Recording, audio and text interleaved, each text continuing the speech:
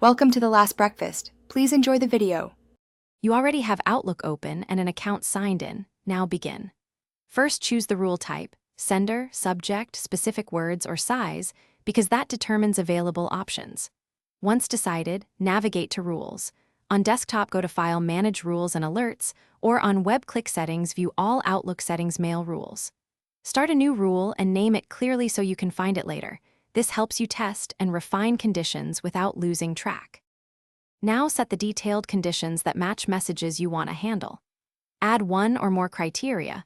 For example, from contains a domain, subject includes keywords or body contains terms, and combine with and / or logic if available.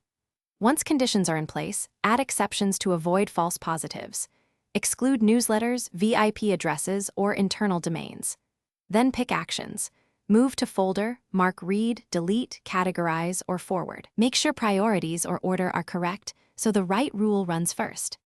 Finish by saving the rule and, if useful, run it on existing messages to catch past items.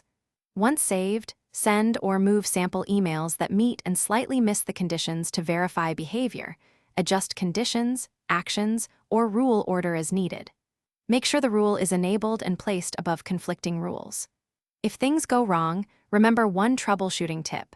Check whether the rule is client-only or server-side, and confirm rule order and exceptions. That usually resolves most issues quickly.